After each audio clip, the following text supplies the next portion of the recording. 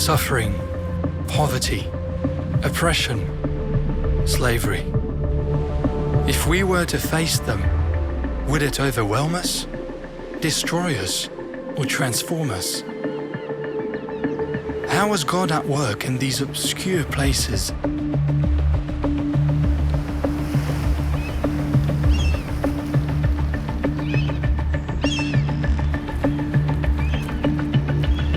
I'm Daniel, and this is Estelle. Join us as we embark with some friends on a journey. We will explore some of the injustice and poverty of our world.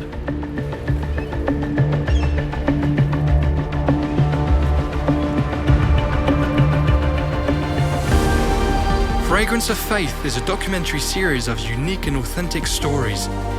You will hear from people who bring God's kingdom in different spheres of society. Our feet walked on all kinds of lands, saw the beauty of so many cultures. Famous or unknown, we found out about their journey of obedience, faith, perseverance, and trials. We will discover transformed lives and see the impact those have on society and nations. In this episode, we go discover people that are providing solutions in healthcare, making low-cost technology, and acting alongside governments against social injustice. Prepare yourself as we navigate through powerful and sensitive stories.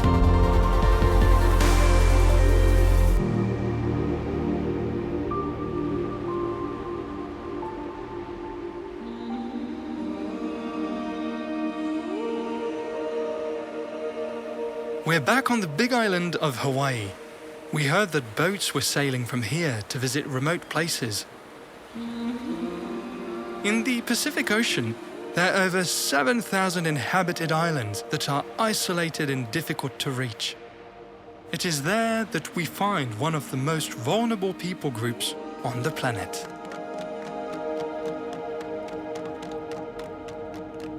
We went to visit YWAM Ships, a non-profit organization that sends vessels to different parts of the world. This is Brett. He has been leading this ministry with his wife since the very beginning. We actually would be in Hawaii. We were serving in New Mexico. We didn't know that we would be with the people that are with us today, a part of a beautiful network of ships around the world that are 26 vessels today.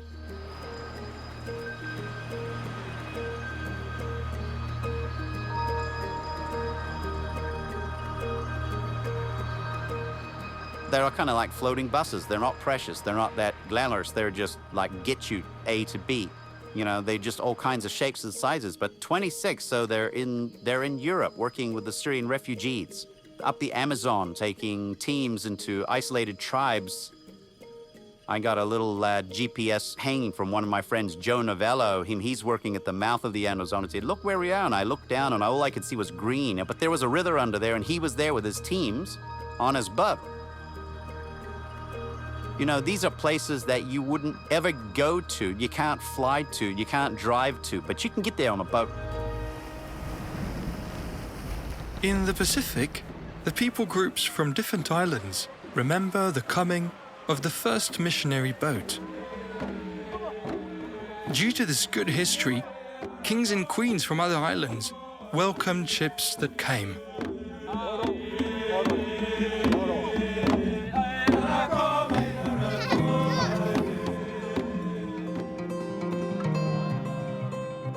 And so when we come into these places, we take often a large percentage of the locals, like in Papua New Guinea, and their healthcare workers, their translators, their pastors, they come on board and they're embedded in our crew.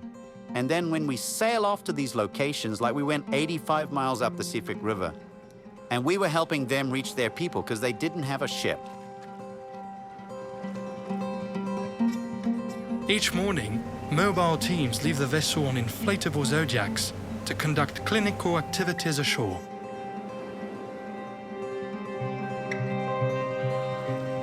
Many of these places don't even have access to vital health care. Everyone is a volunteer. From different backgrounds and locations, they all come from afar to serve and make a difference. YWAM Ships gives education, installs clean water technology, and helps build shelters. They give Bibles translated in local language and offer prayer.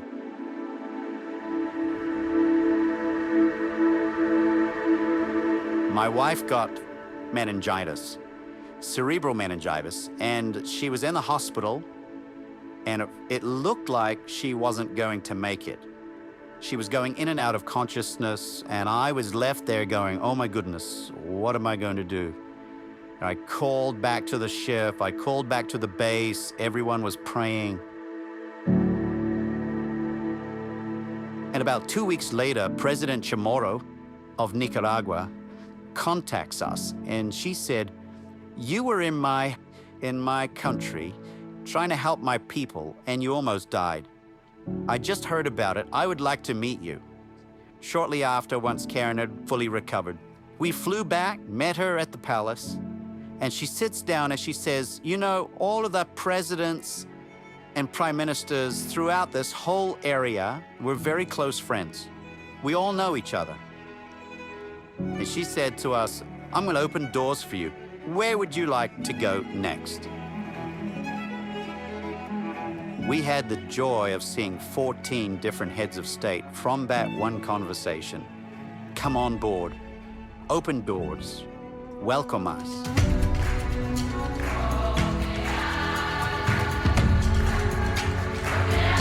So even in the toughest times, look for those places where God will open doors for you. Have that face lean towards the goodness of God.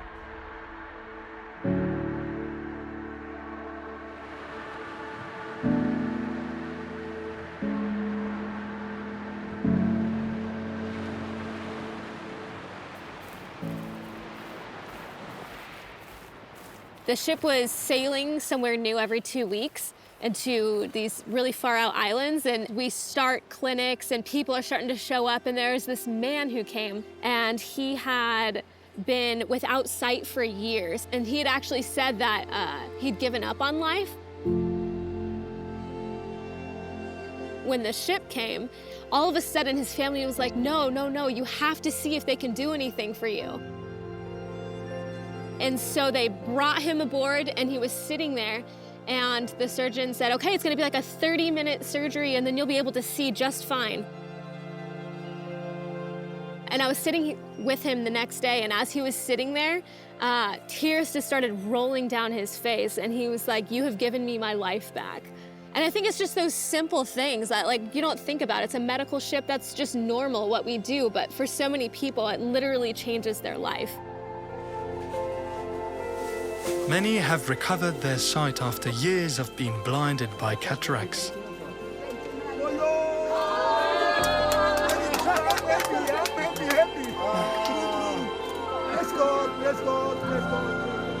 Seeing the joy on their faces, we were reminded of the purpose of life, to care for one another, to share our benefits, give away what we had first received.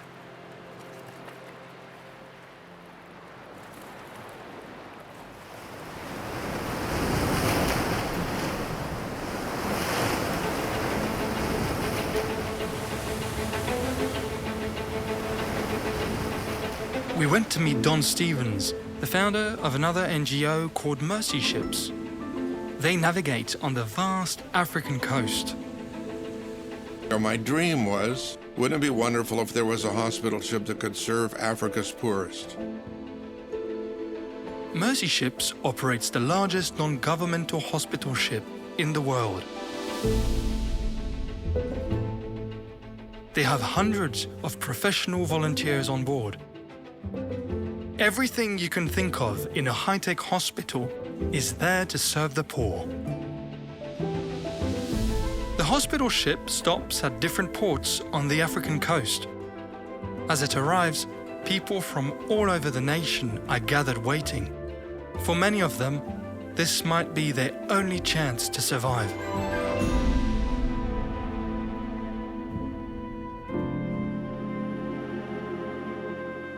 What would be a normal procedure in Western hospitals is simply a miracle here.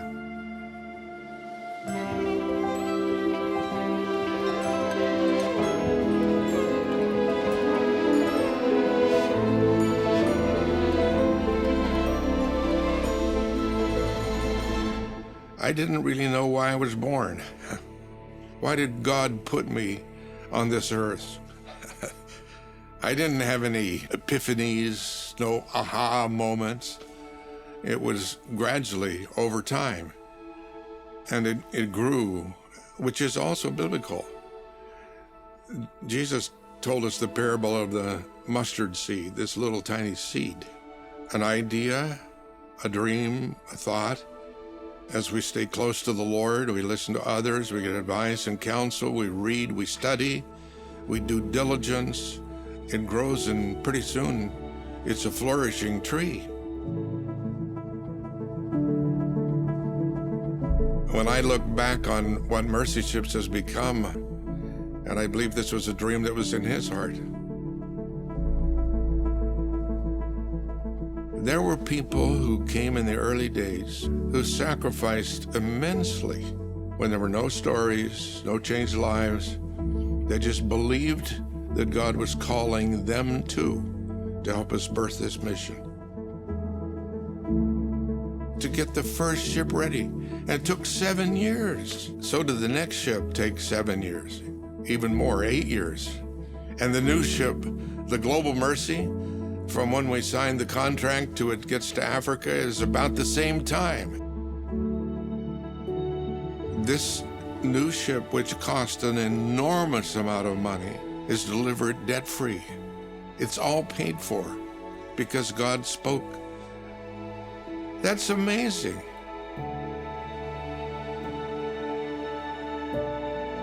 The new ship will double their current capacity, allowing hundreds more volunteers to work on board and reach so many more.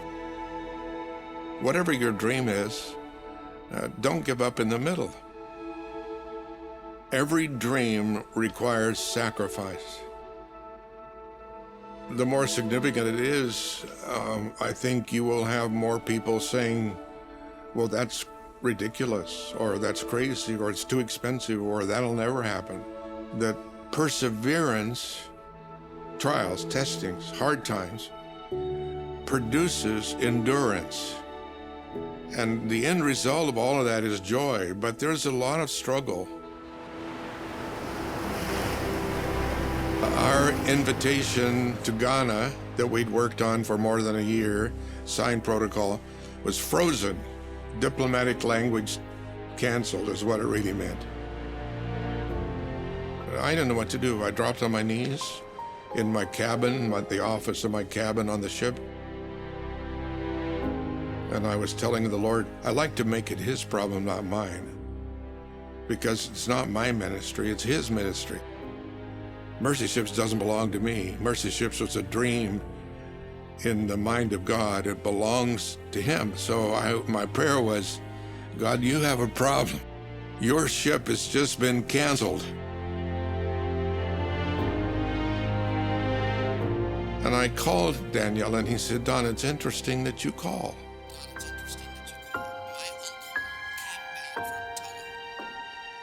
He said, my uncle, Dr. Delors, just came back from Togo, and the president, Ayadimi Nasingbe, invited him down to honor him because he translated parts of the New Testament in the local language.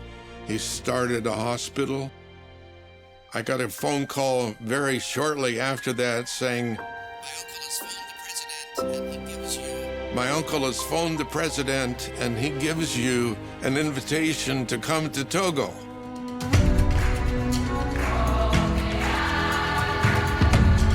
So a very bad situation turned into a very good situation.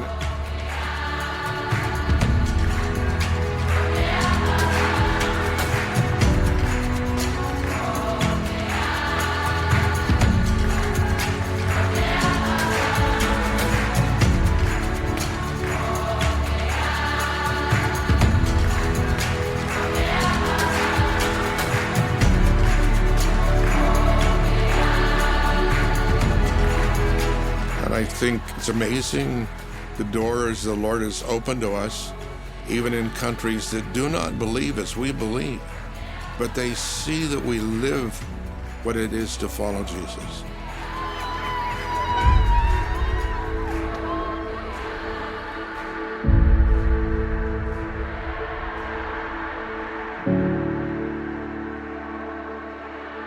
We cannot count the number of lives transformed by the work of the crew. There are so many. These heroes of faith teach us the importance of being steadfast. Anyone can start something, but isn't faith about staying in for the long run?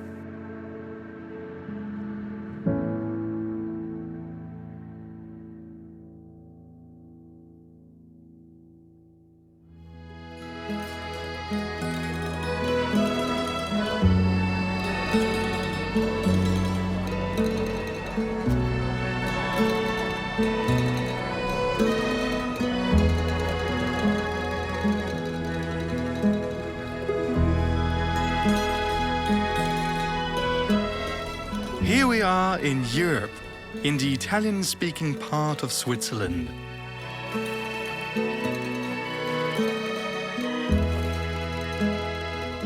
We came here to find out about an NGO that makes artificial limbs.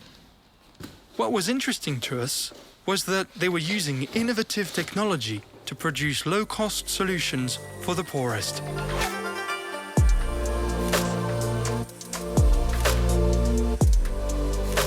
This is Roberto, the founder of Swiss Limbs. He's an ex-banker that served many years on mission in Africa. He came back and studied humanitarian work at university. That is where it all started. I always thought obedience has to be beaten into me. And with God, I realized that obedience is such a joyful thing to do because I have received through obedience the desires of my heart. I remember my friend who told me that, hey, this is what I do in Sudan. And he showed me this little video. And they were walking very well with a perfect balance, and they were running. And I thought, this is something that we need to bring all over Africa, all over the place. And he says, guess how much I can make this for? I knew legs here in Switzerland cost like 4,000, 5,000 francs. It says a couple of $100, I can make this available with materials and with labor. Then I realized that reading the Bible, reading scripture, how much God cares for the poor. And I thought he cares for everybody. Yeah, he cares for everybody, but he has a soft spot for the poor. It's a responsibility and a must. If I have a responsibility to give and care for those who have less.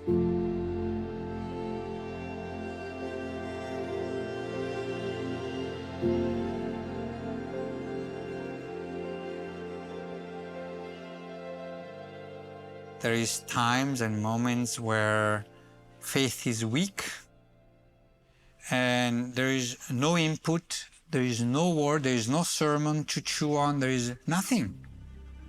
And there is only oppression, pressure, opposition, and that people don't like you being there. People rather have your money than have you in there. And that it's hard. A few years into their launch, the company faces a major incident. One of Roberto's work partners leaves them, taking with him all of the investment they had made. I'm Roberto Agosta Ministries. I'm here by myself. And I go to the office, I sit on my chair and I stare at the wall and I go, what do I do now? And there was no money and there was no help. I said, God, do I close shop here? Do I go home? Do I go back to what I was doing before?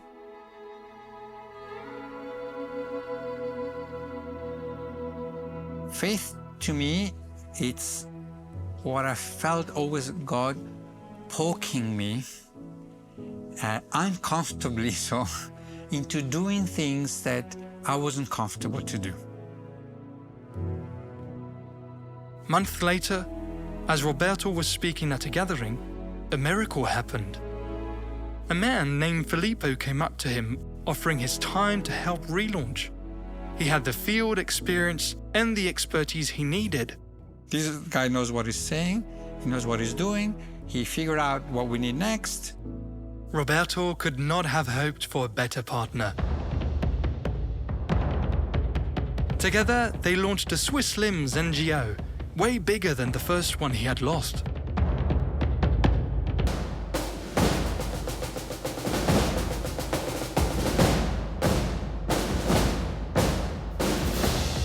They've started multiplying training centers and are now working in Africa, Sudan, and India.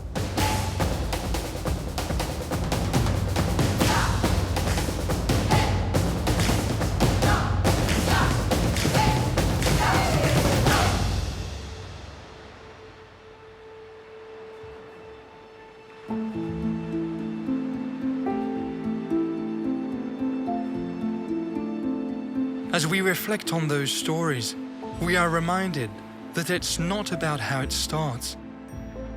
There are no small beginnings. It might feel insignificant, but it is the practice of perseverance that makes it impactful. Talking of perseverance, we knew one guy we wanted to hear from. He had his feet in the very dark part of the sex industry.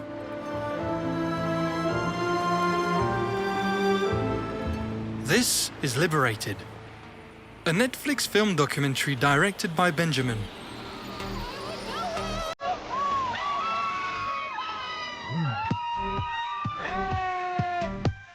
Every year, hundreds of thousands of college students head out to a sunny destination for spring break.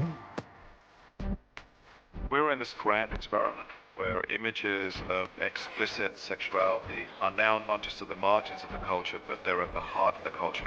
The whole culture's kind of been pornified, if that's a word. Benjamin and his team purposely go on site to understand better the realities of human trafficking. Pornography is the most potent, dangerous substance in our planet.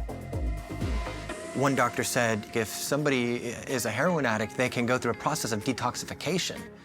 But how do you get those images from pornography out of your brain? You can't just detox from that. I think that what people may not know about pornography is that there are parallels to trafficking all throughout the mainstream porn industry and the way that pornography is created.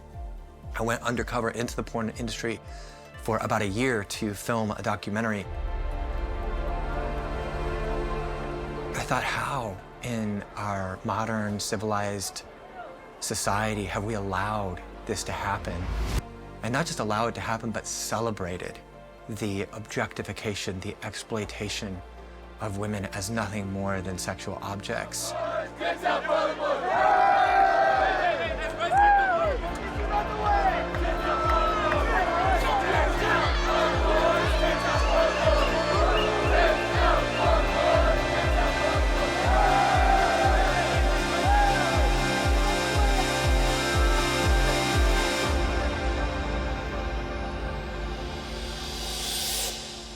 When I look at the life of Jesus, I see his life characterized by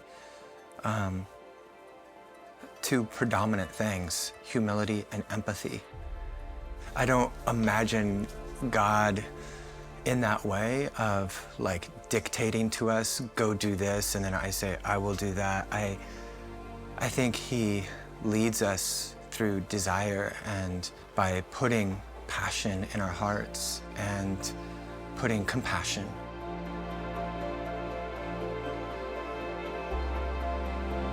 First documentary we made is called Nefarious Merchant of Souls, and that one covers the scope of global sex trafficking.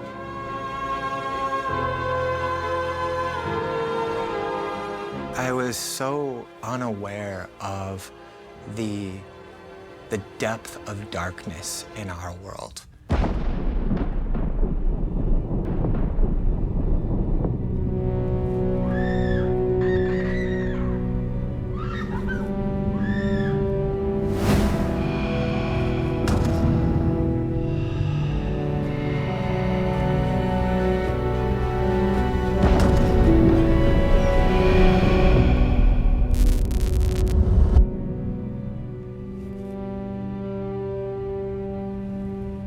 There are people flying into Cambodia just to buy sex with children.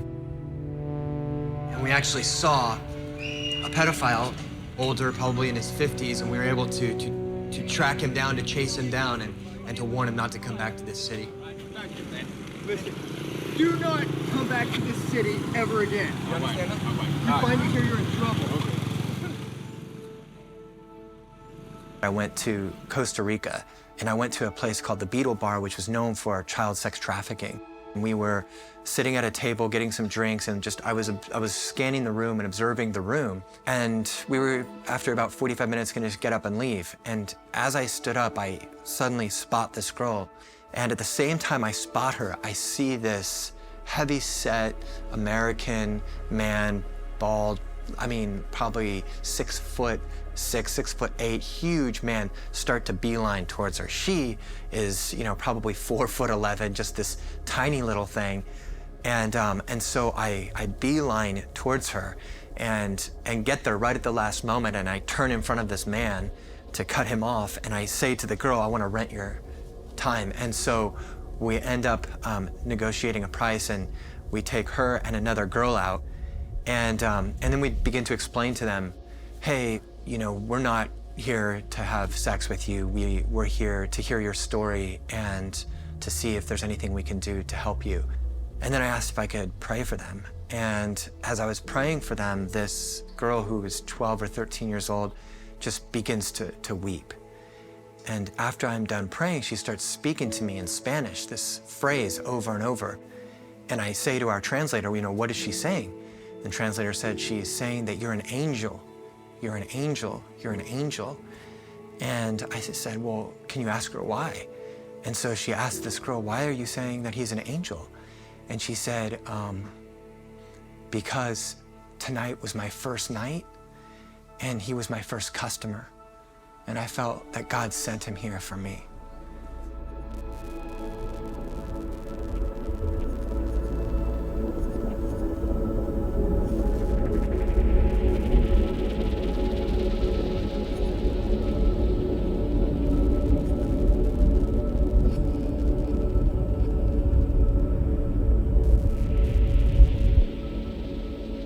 The reality of 42 million people trapped in prostitution, our minds cannot even comprehend it. I remember the next day, I couldn't escape all the thoughts and the feelings that came with finding out about this, and I just began to weep before the Lord, and it was just, I felt my heart being pierced.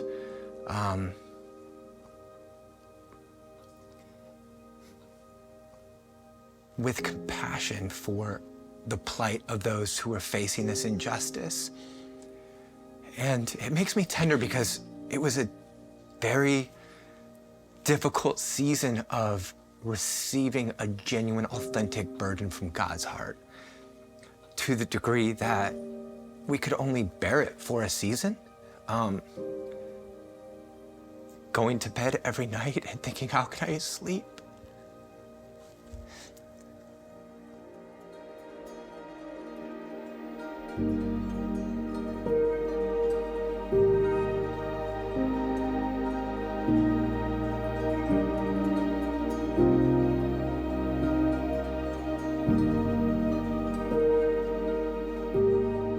I remember our therapist who was doing aftercare with us said it best when she said that there's nothing more powerful than when you see the light come back into their eyes. God-given dignity and humanity, and they feel that from you, especially feeling that from a man when their experience with men is just exploiting them. I think it has a really powerful impact on them being able to cross that threshold of reclaiming their own personal dignity and walking away from that situation. Benjamin founded Exodus Cry, a movement of freedom that is fighting against sex trafficking in modern slavery. Scrolling through their social media, we can see they're fighting this new drug on so many levels. They have managed the impossible task, making the internet safer for children and alerting governments to take action. Our work is building campaigns in specific countries where people are going to for prostitution, that are prominent for prostitution. Acting alongside governments, they are seeing multiple nations adopt new laws. We must create a world where men are loving and respectful and women are valued and safe, and only then will we disrupt and eliminate sex trafficking in our world. We have seen Sweden adopt this model of legislation, then Norway, then Iceland. We fought in Canada to see the legislation passed there. And most recently, France and Israel. We are seeing God's righteousness through people who choose to dedicate their lives for justice.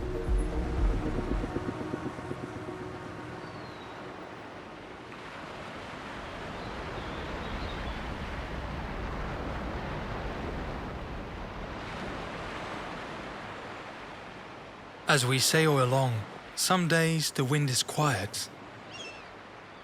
In other times, there is a lot of resistance.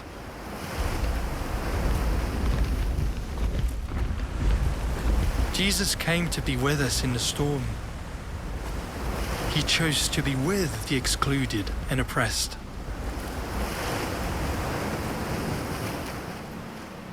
He came to free us from injustice.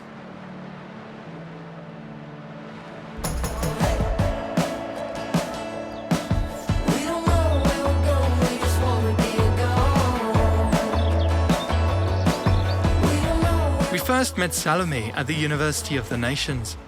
It's hard not to become friends with this free-spirited French girl. I love freedom. I love freedom. It's the best thing in the world.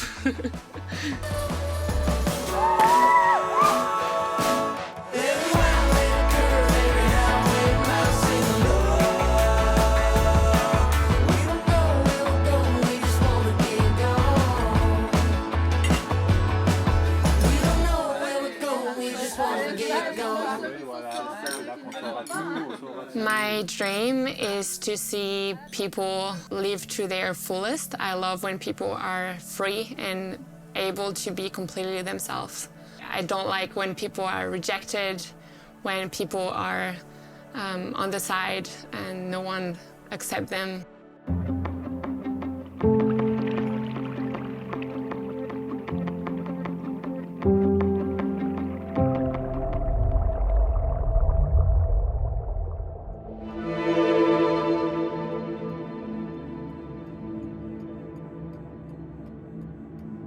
Estelle had her on the phone the day she arrived at the refugee camp in Greece. Salome had gone there to volunteer to house the people.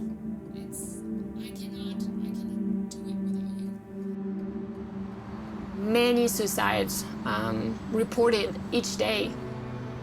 It's hard, it's complicated.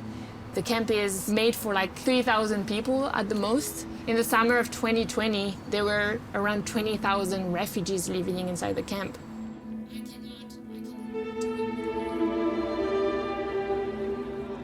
This camp was intended to buffer the mass migrations coming into Europe.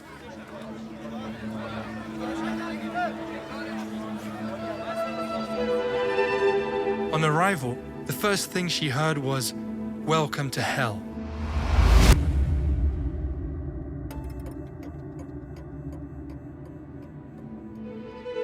God, show me your perspective on this because I won't be able to do another day like this. There's drugs. There's a lot of drugs in camp as well. And they have nothing to do. I just cannot imagine what those kids have seen before. I remember seeing like people coming in camp and they had those emergency blankets. They were still shivering from their trip across the sea. More than 60 people on one plastic boat with kids and babies. Sometimes they are being stopped by the Turkish Coast Guards, bring them back to Turkey and put them in prison there, and then free them again, and then they try again until they get there. Mariam grew up in the war. She says it's been 40 years of war in Afghanistan now. 40 years of killing, bombing, and death everywhere. Emmanuel was kidnapped, tortured, and he still can't bring himself to share with anyone the horror that happened. Abdul remembers the army giving him two options. You can stay, they said, but you have to listen to us. If not, it's your time to leave Syria. Esther says those who have been raped and those who left because of war, they all came for a reason.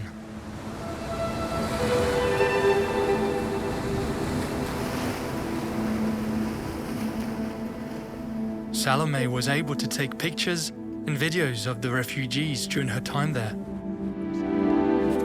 I've heard so many hard stories. I don't understand, and I will never, never understand what these people went through and are going through. When they arrive, they wait and they're piled up in those huge tents until I get to assign them a tent. And it takes hours because the camp is overcrowded. Inside a tent, you would have 3 to 4 families and 12 to 16 people. It would be just like a blanket or tarp as a separation.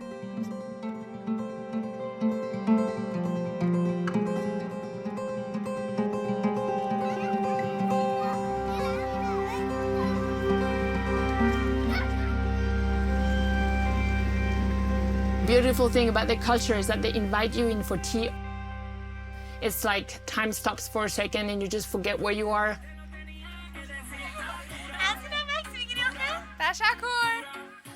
And I think that's special because relationship is special.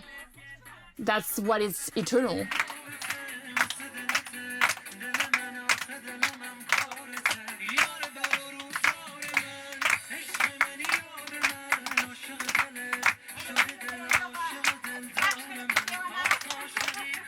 Salome stayed in Greece for a couple of years as a volunteer in the camp.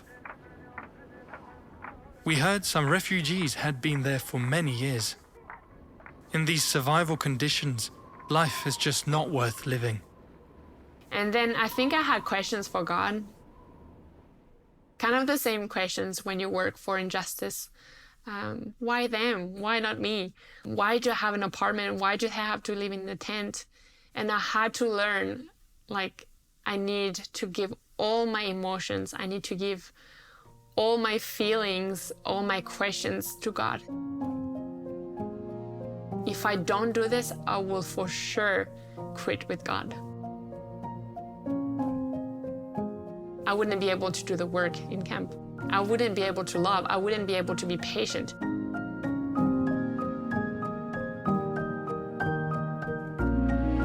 Every day, she wrote into her journal about her day in camp. What kept her going was her faith.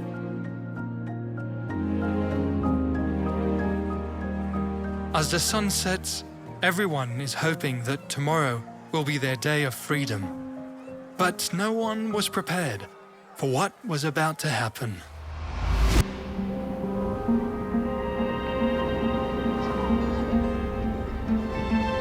I had a dream. I had a dream that there was crowds that were running around. I remember a fire. And I remember just evacuating people.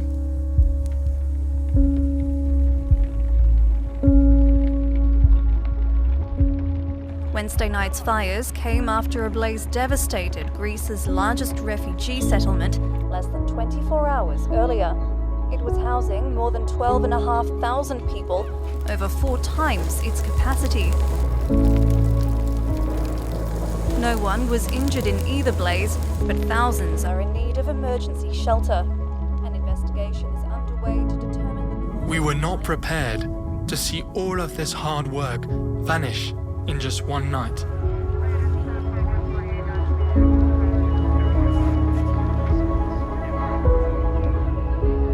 Salome and the team worked long hours to feed and take care of all the people. This situation has become a global call to find better long-term solutions for every refugee.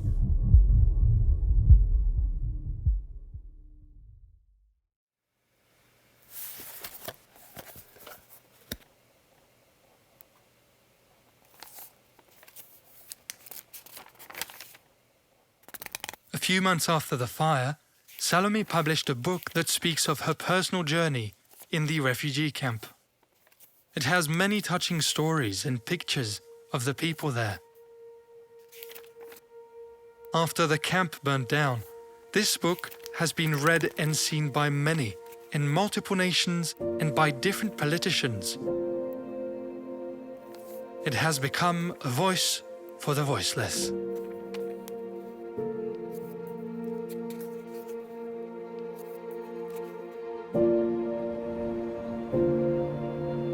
When you go to the hardest places, remember the Son of Justice is there.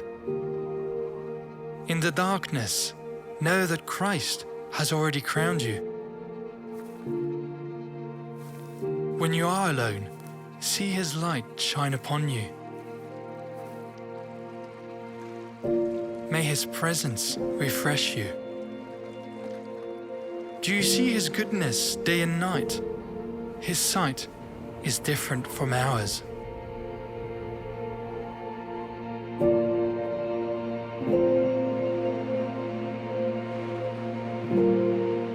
We are encouraged by all these people in organizations engaged in helping those in need. And there are so many more out there. Listening to all these stories, we were encouraged to keep fighting for freedom. We had been moved by the fragrance of faith.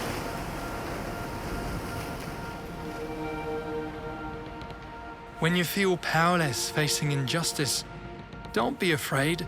He is with you. And when you go to the places of suffering, remember, He has called you and equipped you. When you think it's over, don't be discouraged. Rejoice, for His kingdom has come.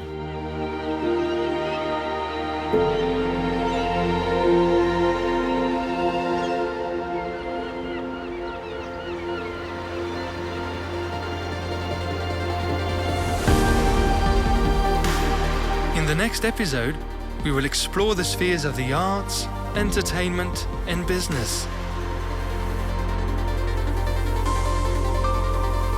You will be amazed to see how God moves in unthinkable ways.